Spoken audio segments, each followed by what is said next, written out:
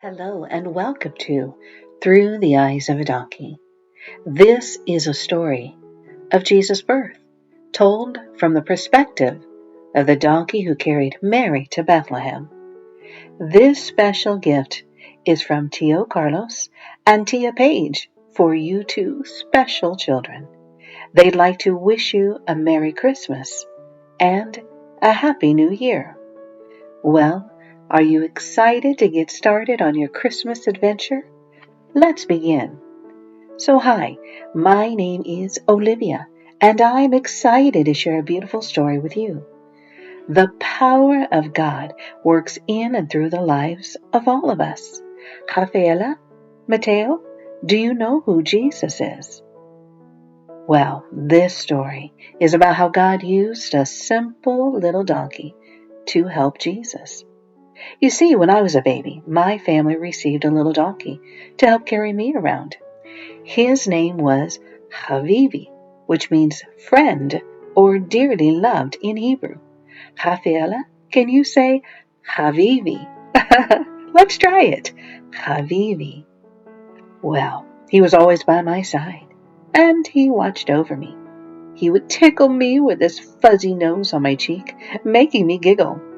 He was my best friend, and we had no secrets, and Havivi shared the best stories. It's true, he could talk, just like the donkey in the Bible. Matteo, did you know you can find that story in the book of Numbers, chapter 22, verse 28? Rafaela, you'll have to find that and read it to him someday. Why?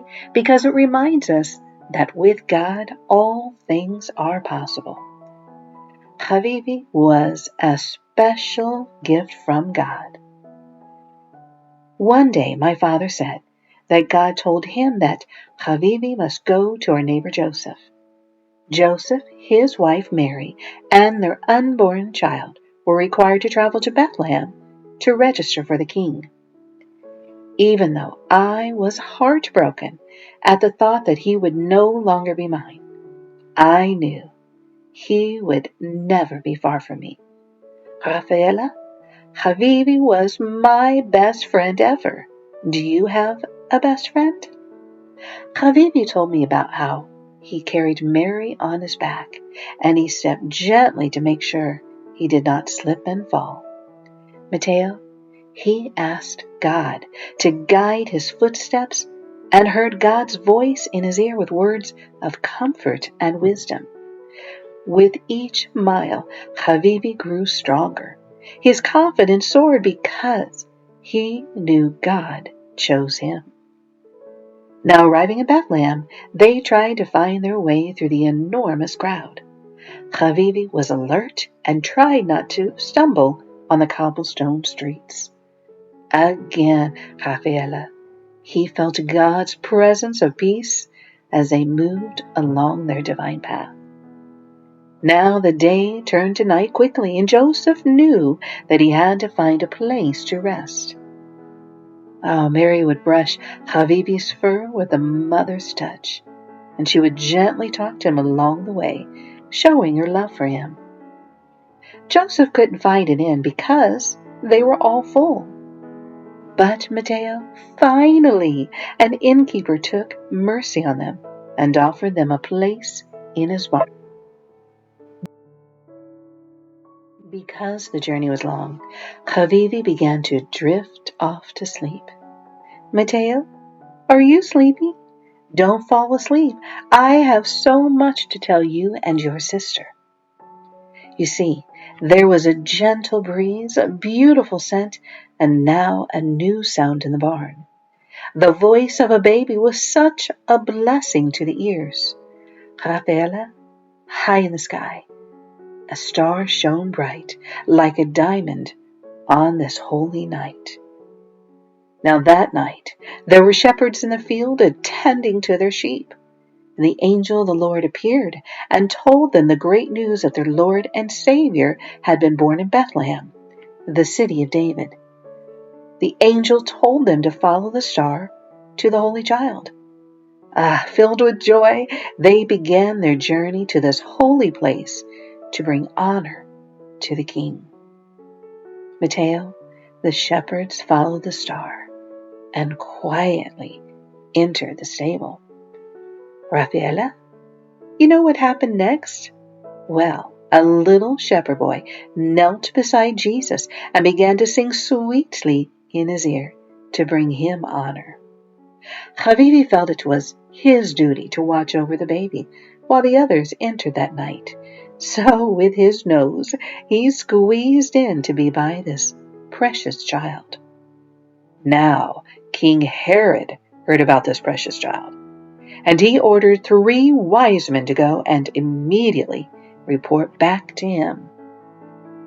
Oh, but when they saw the star, a great joy filled their hearts. When they arrived in the stable, they bowed down to the King of Kings, the Son of God. They presented him with what, Rafaella? Yes, frankincense, gold, and myrrh. Oh, Matteo, this Son of God slept by candlelight, and his glow warmed the cool night air.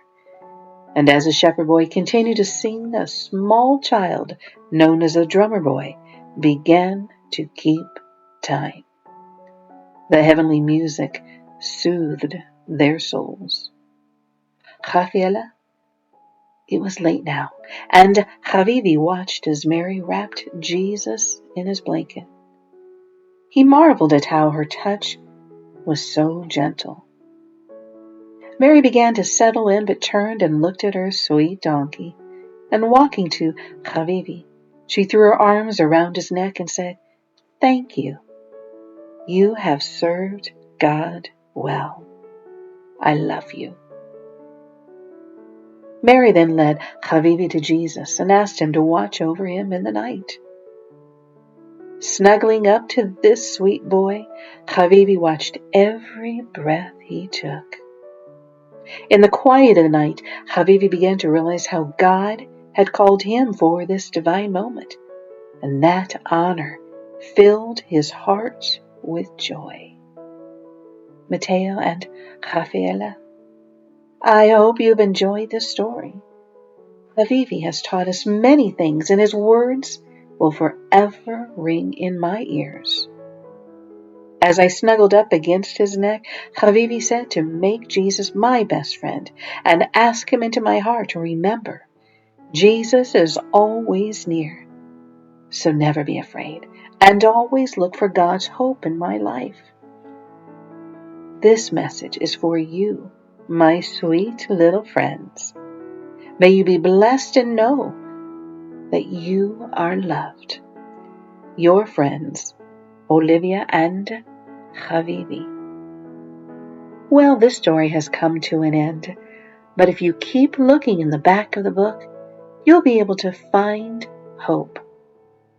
Thank you so much for being a part of the hope journey and through the eyes of a donkey. Merry Christmas, you 2 sweet little children. From Tio Carlos and Tia Paige. Merry Christmas.